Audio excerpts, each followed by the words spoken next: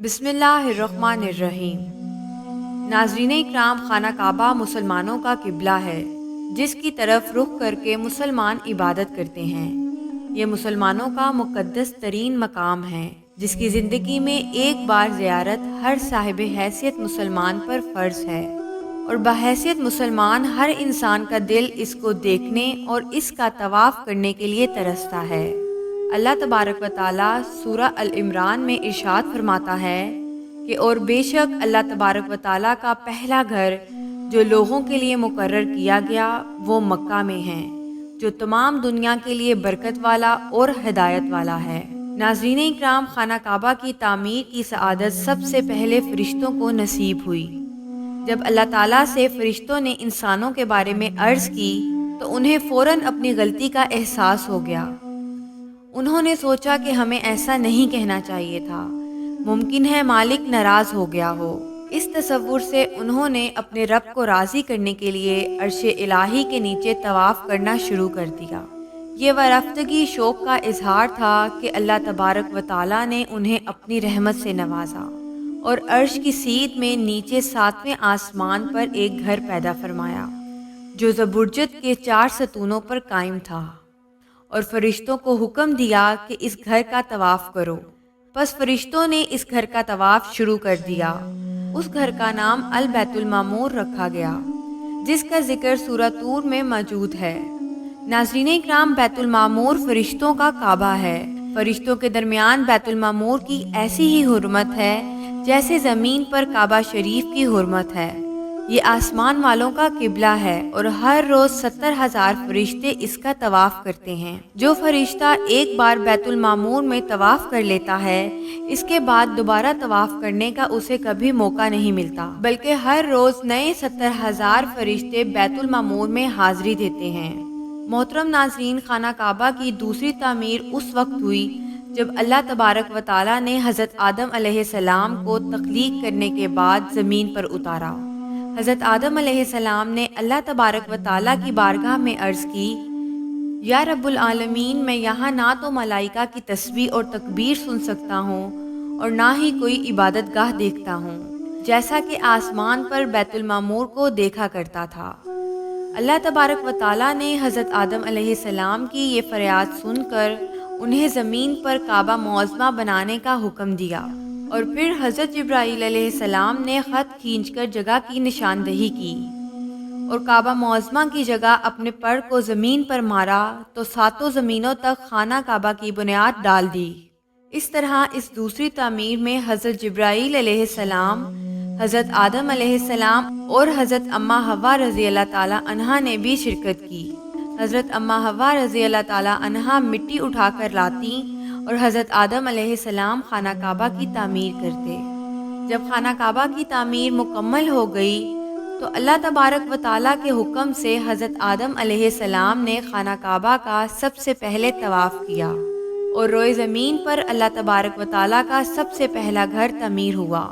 खाना काबा की तीसरी तामीर हज़रत आदम अलैहिस्सलाम के बेटे हज़रत शीस अलैहिस्सलाम ने मिट्टी और पत्थर से तामीर फरमाया, बल्कि बाज़ मुफस्सिरीन का ये कहना है कि हज़रत शीस अलैहिस्सलाम ने सिर्फ खाना काबा की मुरम्मत का काम किया था। खाना काबा की चौथी तामीर उस वक्त हुई जब अल्लाह तबारक व ताला ने हज़रत नूह अलैहिस्सलाम की कौम पर तूफ़ान का अज़ाब भेजा। बाज़ रवायात के मुताबिक तूफ़ान नूह के वक्त खाना काबा की इमारत को आसमान पर उठा लिया गया और ये जगह सिर्फ एक ऊंचे टीले की मानिंद रह गई, जबकि बुनियादें अपनी जगह पर कायम रहीं। और फिर उन्हीं बुनियादों पर चौथी बार हज़रत इब्राहीम अलैहिस्सलाम ने अल्लाह के हुक्म से अपने प्यारे बेटे हज़रत इस्माईल अलैहिस्सलाम के साथ मिलकर खाना काबा को तामीर फरमाया। नाज़रीन इकराम, हज़रत इब्राहीम अलैहिस्सलाम मक्का में हज़रत इस्माईल अलैहिस्सलाम से मिलने आते रहते थे। एक रोज़ आए तो उन्होंने कहा कि ऐ मेरे बेटे, अल्लाह ने मुझे हुक्म दिया है कि इस मकाम पर अल्लाह का घर तमीर करूं। हज़रत इस्माईल अलैहिस्सलाम ने फ़ौरन अर्ज़ की कि ज़रूर कीजिए, मैं खिदमत के लिए हाजिर हूँ। जब खुदाई शुरू हुई तो कदीम बुनियादें ज़ाहिर होने लगीं जिन पर हज़रत आदम अलैहिस्सलाम ने बैतुल्लाह शरीफ की तामीर की थी। ये बुनियादें ज़ाहिर होने के बाद काबा मुअज़्ज़मा की तामीर का काम शुरू कर दिया गया। جس پتھر پر حضرت ابراہیم علیہ السلام کھڑے ہو کر کام کرتے تھے، وہ پتھر آج بھی وہیں موجود ہے، جسے مقام ابراہیم کہتے ہیں۔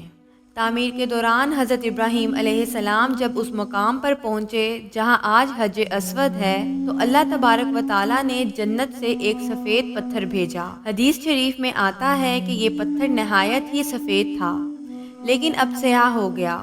انسانوں کی غلطیاں اس کے سیاہ ہونے کا سبب بنی۔ جب دیواریں انسانی قد کے برابر ہو گئیں تو حضرت اسماعیل علیہ السلام ایک پتھر لے آئے۔ حضرت ابراہیم علیہ السلام اس پتھر پر کھڑے ہوئے، ننگے پاؤں تھے، اسی وقت پتھر پگھل گیا۔ ان کے پاؤں اس پتھر میں اس قدر دھنس گئے کہ پتھر پر ان کے پاؤں کے نشانات آ گئے۔ اس پتھر کو آج مقام ابراہیم کہا جاتا ہے۔ خانہ کعبہ کو 5ویں مرتبہ قوم عمالقہ اور 6ٹھی مرتبہ اسے قبیلہ جرہم نے تعمیر کیا۔ خانہ کعبہ کی 7ویں بار تعمیر کرنے والے حضرت محمد مصطفیٰ صلی اللہ علیہ وآلہ وسلم کے پاک نسب میں سے ایک بزرگ ہیں، جن کا نام حضرت قصہ بن کلاب تھا۔ انہوں نے خانہ کعبہ کی از سر نو تعمیر کی۔ ناظرین اکرام، خانہ کعبہ کی 8ویں تعمیر کی ضرورت اس وقت پیش آئی جب قبیلہ قریش کی سرداری کے دوران سیلاب آنے کے سبب خانہ کعبہ کی دیواریں انتہائی کمزور ہو گئیں، تو قریش نے خانہ کعبہ کو دوبارہ تعمیر کروایا، جس تعمیر میں حضرت محمد مصطفیٰ صلی اللہ علیہ وآلہ وسلم کی ذات اقدس نے بھی شرکت فرمائی۔